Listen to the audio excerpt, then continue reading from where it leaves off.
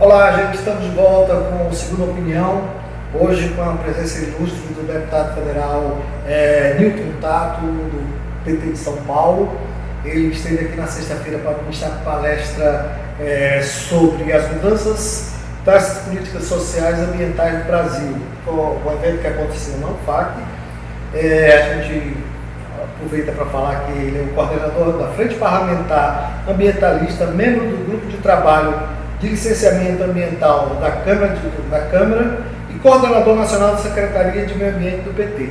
É alguém que conhece bem políticas ambientais e, aliás, eu fiquei sabendo que ele já esteve no Acre 3 outras vezes, a primeira vez na década de 1980 e junto com o Chico Mendes. Eu vou conhecer Chico Mendes. Como é que foi esse encontro, deputado?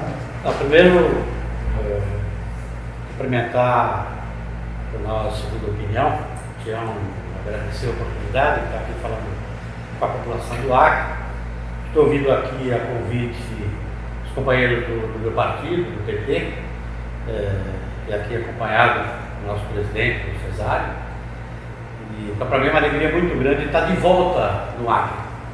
Eu tive a oportunidade de vir aqui a primeira vez para fazer um curso de capacitação e gestão para, na época, recém-eleita coordenação ou diretoria do Conselho Nacional dos Seringueiros. Isso em agosto, então eu estive aqui em agosto de 1988, então fiquei durante uma semana no centro de formação. Antes da morte do Chico Mendes. Né? Isso, naquela época, inclusive, o Chico Mendes já andava com segurança, e ele era o único que não podia dormir, inclusive, naquele centro de formação, porque naquele momento ele já tinha que estar, cada noite dormindo em algum canto. Então, para mim foi uma alegria. Depois eu tive duas oportunidades de vir aqui, encontros específicos, né? Aqui, mesmo antes de ser deputado. Eu estou como deputado agora no segundo mandato. Então, antes eu trabalhava numa ONG, no Instituto Socioambiental, e via esta instituição eu vim aqui, tive a oportunidade de conhecer Rio Branco, né? O Acre, nessas outras oportunidades. O pessoal costuma dizer que quem bebe água do Rio Acre costuma ficar. Se a pessoa é gaúcho, mas vai que, né? Já tomou várias vezes a água do Rio Acre, vai ver que fica. Mas, deputado, o senhor vem ao Acre num momento importante, que o Brasil passa por um momento complicado nessa questão ambiental, né? O presidente Jair Bolsonaro e o seu governo tem uma série de ações que têm causado graves problemas ambientais. Inclusive, recentemente, acho que essa semana passada, uma matéria do The Economist faz duras críticas à política ambiental do Brasil. O senhor trata desses assuntos na sua palestra? Sim, Tião, primeiro que eu queria dizer, da época que eu vim aqui para Rio Branco, para o Acre, eu vejo claramente a transformação que teve esse estado e especificamente a cidade de Rio Branco. Tá? Eu estou impressionado com a quantidade do que é que modificou em termos de investimento e de infraestrutura que foi feito aqui. Tá? E aqui, nesse debate na universidade, entendeu? Também vai tratando um pouco dessa crise, desse momento que a gente está vivendo com relação ao governo Bolsonaro. Primeiro que é importante a gente entender que, de certa forma, ele representa hoje, talvez o pensamento que tem no mundo, em alguns países, né? Se a gente for pegar o Trump também nos Estados Unidos, mas aqui, nesse momento, um pensamento que podia dizer assim que é um retrocesso de 100, 200 anos, tá? De um momento, a gente fala assim, de crise da humanidade ou da barbárie. Porque nós estamos vivendo um momento de retrocessos em todas as áreas. E aí eu quero aprofundar especificamente com relação à questão ambiental. A ciência ou a humanidade já chegou a um entendimento, né? Os pesquisadores já chegou a um entendimento, o próprio planeta está nos seus limites. É comum para qualquer pessoa de bom senso, tá? Entender que se a gente quiser, por exemplo, no hemisfério sul do planeta, ter o mesmo padrão de consumo que você tem no hemisfério norte, você precisaria de 4 a 5 planetas para poder suportar. Tá? Então isso que aí agora as pessoas falam, tá bom, mas vai, os caras têm qualidade de vida, têm acesso a determinados serviços, a determinados materiais que nós não temos direito. Por isso que a gente precisa linkar o debate ambiental com a questão da desigualdade. O mesmo debate da desigualdade entre países. Desigualdades sociais. Isso. Você também precisa fazer o enfrentamento do debate da desigualdade dentro do país. E nós, nesse debate, eu estou falando do ponto de vista do debate das ideias, o Brasil veio avançando nos últimos anos e influenciando esse debate nos fóruns de discussão no âmbito internacional, no âmbito da ONU, seja nos fóruns de mudança climática, ou de biodiversidade, nos grandes encontros, nos encontros que se definiu a agenda de 2030, né, a agenda dos Objetivos do Desenvolvimento Sustentável. Tá? Então, primeiro, quer dizer, nós aqui no Brasil avançamos do ponto de vista de construir, entendeu, um conjunto de leis, muitas delas inclusive estão lá na Constituição, na perspectiva dos direitos sociais e do direito ambiental, que é um direito coletivo, difuso e que interessa, que tem a ver não só com a nossa geração, mas tem a ver também com as futuras gerações. Como é que a gente vai assegurar que os recursos, ou que a gente vai dar condições de vida, entendeu, para as futuras gerações. Estou falando para o futuro. Tá? Então essa é uma conquista da humanidade no mundo todo, no debate internacional, e é uma conquista aqui dentro do Brasil, uma conquista do povo brasileiro, esse conjunto. Então isso está sofrendo um ataque muito grande nesse momento. Um ataque nesse momento de retrocesso de medidas que estão sendo adotadas pelo governo Bolsonaro, patrocinado. Se a gente for pegar um exemplo também que é simbólico, tradicionalmente, e aí você teve, desde que foi criado o Ministério do Meio Ambiente, ainda no período da ditadura militar, todos os ministros do meio ambiente foram gente que se pautaram na defesa do meio ambiente, nessa perspectiva de que o meio ambiente precisa ser protegido também para as futuras gerações.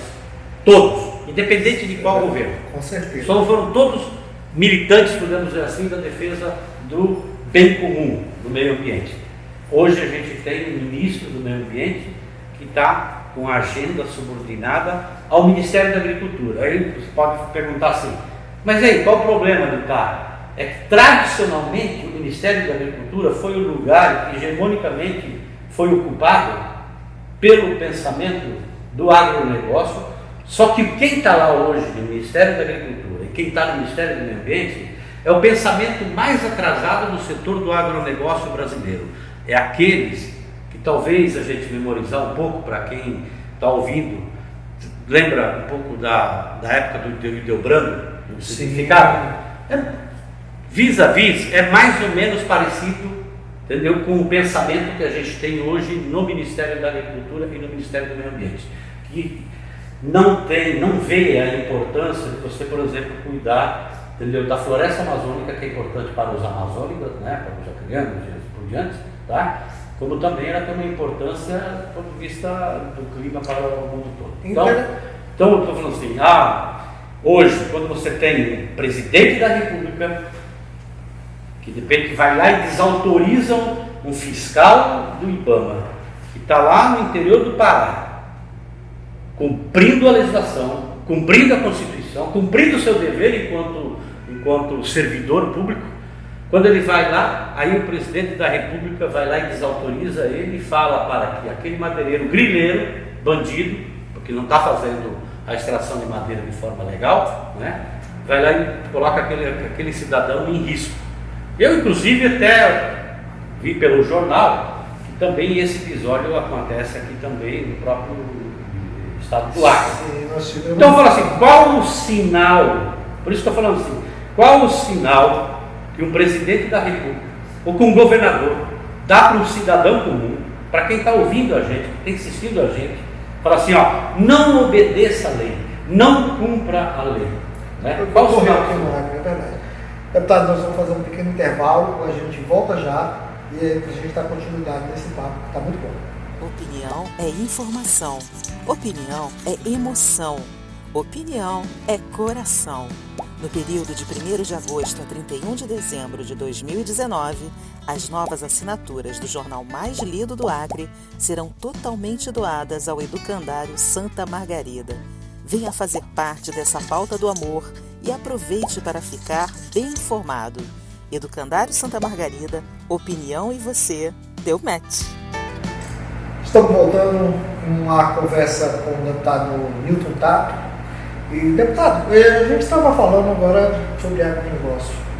O próprio agronegócio sai prejudicado com essa política ambiental do governo Bolsonaro, porque aos olhos dos grandes centros consumidores da Europa e dos Estados Unidos, eles vão ter menos espaço para negociar seus produtos vindos de uma área que praticamente destrói. Não é isso? Eu vou dar 2 exemplos que têm a ver e que é importante a gente ter clareza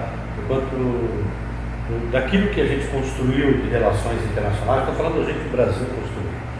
Primeiro, a importância das florestas tropicais, florestas da Amazônia, e que nas negociações a gente conseguiu consolidar lá de que esses países desenvolvidos têm que aportar tecnologia e recursos para que o Brasil possa trilhar o seu caminho de desenvolvimento sem precisar trilhar o caminho de desmatamento que aconteceu no hemisfério norte. O Fundo Amazônia é um exemplo de recursos que estão sendo aportados, e a Amazônia tem aproveitado bastante, tanto os governos como também a sociedade civil, nos projetos de desenvolvimento sustentável. Mas também é muito forte no mundo todo o debate do modelo da agricultura e de um modelo que se consolidou nos últimos 40, 50 anos no mundo todo, pós-Segunda Guerra, baseado na concentração de terra, no uso intensivo de agroquímico e da monocultura. Na época se vendia de que precisava fazer isso, usar muito agrotóxico para poder acabar com a fome. O que aconteceu de lá para cá? A fome aumentou no mundo. Então a ONU chegou à conclusão de que precisa distribuir a terra, reforma agrária, no mundo todo, que você precisa diminuir o uso de agrotóxicos. O Brasil só aumenta. Isso, vamos lá. E também valorizar a agricultura familiar, que é o quê? Diversidade do alimento que vem na sua mesa. Então você não comer só soja no futuro. Soja que o nosso Brasil, infelizmente, está destruindo. O que a gente está fazendo com o governo Bolsonaro? Você está liberando, entendeu, uma quantidade sem precedente de novos venenos para vir no alimento das pessoas. Que não é um problema só de quem está manuseando o veneno. É todos nós. Você que está assistindo aí, aquilo que você está comendo veneno. E tem consequência. O Brasil se tornou o país que mais consome veneno na agricultura, com consequência para a saúde humana. As pesquisas já mostram a intensidade de câncer, de Parkinson, de Alzheimer, decorrente também do uso de agrotóxico, o impacto que tem para o solo, o impacto que tem para os mananciais. 70% dos mananciais, dos lugares onde se capta água para beber, os animais beber, para a gente beber, já tem mais de 27 tipos de veneno. O relatório que saiu agora, poucos meses atrás, mostrando que a gente está bebendo água envenenada. Além do impacto que tem para a biodiversidade. Todo mundo sabe do impacto que tem para os insetos, para as abelhas, que tem um papel importante para polinizar e para manter a produtividade. O que está acontecendo com isso? Aí fala assim, mas vocês só defendem isso aí? Eu falei, não, a gente precisa trabalhar para mudar o incentivo fiscal que hoje vai para a cadeia do agrotóxico e colocar para a cadeia da agroecologia, para que o trabalhador possa ter acesso, conseguir comprar com preço justo, o orgânico, então precisa de incentivo que está produzindo. Mas o Brasil tem um papel importante também de produção de grãos, de commodities, entendeu? Para o mundo todo, e tem uma importância na balança comercial. Então, o que nós precisamos fazer? Nós precisamos adotar essa política de reduzir os agrotóxicos, porque os países que compram os produtos da nossa agricultura, a população de lá está obrigando os seus governos a proibir o uso dos agrotóxicos na agricultura deles, e daqui a pouco vai começar a proibir os governantes de comprar produtos da agricultura dos países que usam veneno da forma como a gente está usando.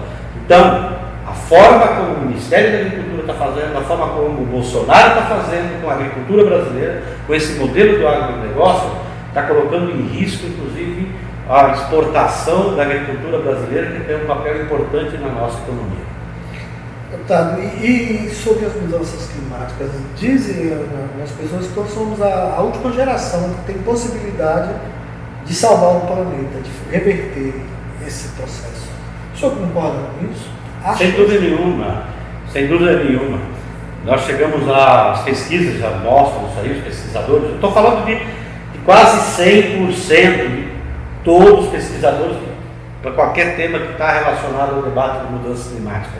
Coloca o seguinte: nós chegamos no limite de fazer alguma coisa para diminuir as emissões de gases de efeito estufa.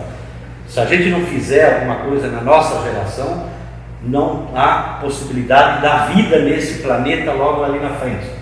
Mesmo assim, nós já estamos sofrendo as consequências. A gente tem as ondas de calor, as secas prolongadas, as tempestades, né? Você tem com mais incidência em determinados lugares do planeta. E alguns lugares já está sentindo isso na mudança da própria temperatura. Alguns lugares ficando mais frio, alguns lugares já ficando mais quente. Mas ainda é possível fazer alguma coisa. Por isso que aquilo que nós acordamos e que todos os países acordaram no Acordo de Paris, tá?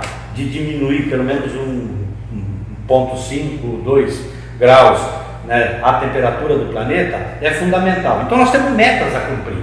E que o Brasil, da rota que a gente está indo com o governo Bolsonaro, nós não vamos cumprir, porque o desmatamento voltou a crescer. E ele quer impedir a divulgação desses dados. Sim. Coisas que foi construída, que tem controle, entendeu? Que a ciência produziu, dados que são abertos, ele está questionando e ele não coloca outra coisa no lugar. Mas eu estou falando assim, eles estão adotando, eles estão querendo desmontar aquilo que foi construído a duras penas por parte da sociedade brasileira, tá? Daquilo que é política de Estado. Então não é... Ele tem aquela coisa que quer perseguir, tá? Que quer perseguir o PT, que quer perseguir aquilo que se construiu, tá?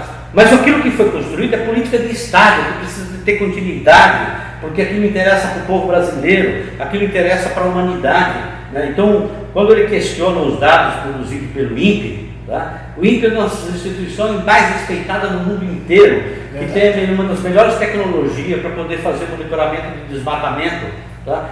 E aí agora o cara vem, ele questiona por quê?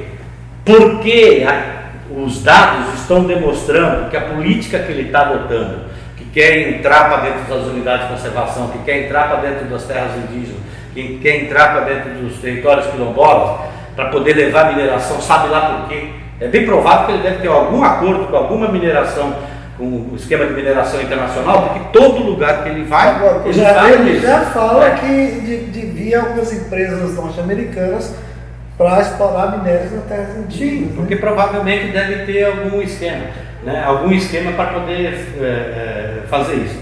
E não é essa vocação, não é essa vocação. Isso não quer dizer que no caso da Amazônia, tá? Nós não temos um desafio muito grande, que é como é que a gente conserva, porque ela tem um papel importante para a população da Amazônia, tem importante para o Brasil, tem uma importância para a humanidade, mas precisa desenvolver, precisa melhorar a qualidade de vida. E aí, mas só que é a agenda que vinha sendo trabalhada. Não é a agenda que se produziu riqueza em outros lugares. E eu pergunto para quem está ouvindo: quantos ricos você tem nos estados que devastou toda a floresta? Você tem poucos ricos, tá? Porque se produziu riqueza concentrada. E a maioria da população foi morar nas cidades, estão lá nas favelas, e hoje faz parte desse contingente que tem 12 milhões de desempregados, mais 7 milhões que não entram na conta porque está fazendo algum bico. Então não é esse caminho. Nós temos desafios a enfrentar e que nós precisamos fazer esse enfrentamento. Como é que a gente cumpre com o nosso papel, com cuidado da vida, com cuidado do planeta, tá? Mas ao mesmo tempo supera o desafio de fazer, de desenvolver e trazer qualidade de vida para a população. O próprio Acre, que é um exemplo, vem aumentando as sua área de desmatamento e agora muito mais. Ocorreu muito isso nas décadas de 80, 70, até 90, e essa população entrou na periferia. A riqueza mesmo não se concentrou na população. Então é isso que vai ocorrer em todo o país a partir dessa política, né? Tem muito a ver com a orientação dos Estados Unidos também. A gente também precisa entender aqui, porque hoje a gente vive um momento tá, do ponto de vista da conjuntura, desde do golpe com a presidenta Dilma, tá, e de recolocar por parte do capitalismo central, principalmente por parte dos Estados Unidos, de colocar o Brasil no papel que eles consideram que o Brasil deve ter, que é fornecer, o Brasil tem que ser o país para fornecer matéria-prima barata, desde a época do pau-brasil, tá, e de mão de obra barata. Então, o Brasil é esse o papel que eles querem para isso. Por isso que hoje você está com todo o debate de soberania. Nós estamos entregando o pré-sal, nós estamos entregando a biodiversidade, agora ele quer entregar a mineração. Tá? Ele quer, né, hoje quem comanda boa parte da agricultura no Brasil já são os grandes fundos de investimentos internacionais e querem ainda aprovar no Congresso Nacional a possibilidade da venda de terra para estrangeiro, de tal forma que quem vai decidir o que plantar e quando plantar aqui no Brasil vai ser a Bolsa de Valores lá de Chicago e não o governo brasileiro. É uma questão de segurança alimentar, é uma questão de segurança nacional. Então nós estamos no momento do debate da soberania que você está entregando, como está entregando agora Alcântara. O Brasil nunca cedeu de você ter um espaço americano aqui dentro do Brasil. E agora você vai entregar que nem o presidente da República do Brasil, entendeu? Se for aprovado o acordo que está lá no Congresso Nacional, nem o presidente da República vai poder ter livre acesso ao espaço que vai entregar para os americanos. Isso nunca se imaginou, nunca se pensou, entendeu, no Brasil. Então, é informação, opinião é emoção, opinião é coração. No período de 1º de agosto a 31 de dezembro de 2019, as novas assinaturas do jornal mais lido do Acre serão totalmente doadas ao Educandário Santa Margarida. Venha fazer parte dessa pauta do amor e aproveite para ficar bem informado. Educandário Santa Margarida, opinião e você, deu match. Então é um momento de entrega de soberania e é um momento, como é que você faz para você entregar tudo isso? Você precisa, entendeu? Ter um processo também de criminalização dos movimentos populares. Então, quando você cacete para cima dos movimentos do campo, o MST, a própria criminalização para cima do PT, né, que foi dada, entendeu? Tem a ver para você destruir as ferramentas dos trabalhadores no Brasil, do campo e da cidade, para não reagir a essa entrega do patrimônio. O processo de privatização, né, que querem fazer, que já estão fazendo, querem entregar, agora querem entregar a Chess de São Francisco também, já vai entrar na ONU. O que aconteceu com o pré-sal? O pré-sal agora já está praticamente entregue para as companhias petrolíferas internacionais. Então todo o processo de petrolão era para destruir. Agora começa a se anunciar de você vir grandes empresas na área de construção para fazer obras de infraestrutura aqui no Brasil. Então a Lava Jato ajudou a destruir, entendeu? Aquilo que o Brasil consolidou de grandes empresas com tecnologia, que estava vendendo inclusive serviços para o mundo inteiro. Né? Se você tinha corrupção, pune aquele responsável que está lá, mas não destrói a empresa. Os Estados Unidos não destroem as empresas dele. A Europa não faz isso, o Japão não faz isso. Aqui, a Lava Jato destruiu as grandes empresas, entendeu? Que era patrimônio do povo brasileiro, apesar que você tem lá os seus acionistas, mas era tecnologia que foi desenvolvida aqui e que estava entrando divisas para o Brasil, porque o Brasil, com essas empresas, estavam vendendo serviços, vendendo engenharia para outros países, mas ela acabou destruindo. O que é responsável por boa parte do desemprego que a gente vive hoje aqui, que eles acabaram destruindo. Então a gente tem um momento muito difícil, uma crise muito grande, política, uma crise social, e a gente tem um presidente maluco. Maluco fala assim no sentido, entendeu? De que ele está com umas ideias que eu não lembro, nem nos livros de história, de quando que é que você memoriza isso aí. Mas é coisa de você pensar um outro caminho. Então é uma crise de civilização que a gente tem hoje no cara que representa o nosso país. E nós estamos passando vergonha no mundo inteiro. No mundo inteiro nós estamos passando vergonha. Tá?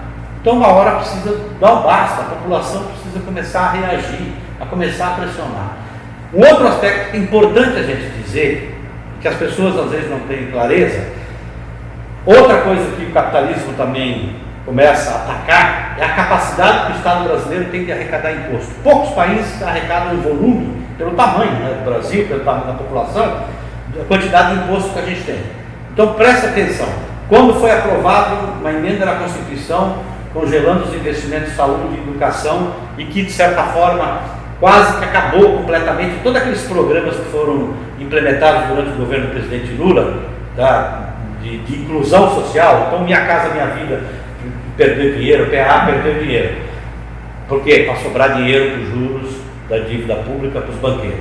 Agora, a reforma da Previdência, eles também querem lançar mão nesse volume de recursos que hoje arrecada, né, que a capacidade da Previdência tem de arrecadar, para poder logo mais também colocar para o próprio sistema financeiro boa parte desses recursos. Ou fazer com que o Estado não pague as pensões. Para você ter uma ideia, tá? Voltando lá na Constituição, que as pessoas não percebem dessa reforma da Previdência. Por isso que eu estou falando isso aqui, porque é para pressionar os deputados também, a ver como é que vota agora no segundo turno.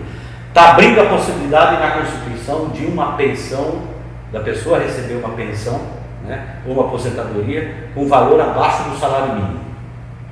Colocando na Constituição, mudando a forma, inclusive, do cálculo da aposentadoria, mudando a forma como se calcula a aposentadoria, que a grande maioria das aposentadorias dali para frente, você vai receber pelo menos um 20, 30, 40% a menos do que receberia. Porque você vai calcular sobre a totalidade do salário, do tempo que a pessoa trabalhou, do tempo que ela recolheu. Tá? Então, esta mudança vai fazer que as pessoas precisem entender o que essa Previdência representa, que aquele 1 trilhão que se quer economizar durante 10 anos, 800 bilhões, 80% vai sair de quem ganha de 1 a 4 salários mínimos. Então, a grande maioria do povo brasileiro, na sua aposentadoria, daqueles que estão aposentados, são esses que vai ter menos dinheiro no bolso para poder sobrar mais para ir para o sistema financeiro para pagamento dos juros da dívida pública. Deputado, nosso tempo é curto, eu agradeço sua presença aqui e fica o convite para uma próxima oportunidade, outras vindas, que eu sei que serão muitas, só comparecer aqui para a gente falar e debater sobre outros assuntos.